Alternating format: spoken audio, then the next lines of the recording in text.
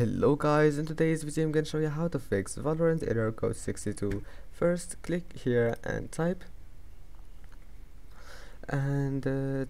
here control panel, click on it, go to system and security, Windows firewall, go to turn Windows Defender firewall on or off.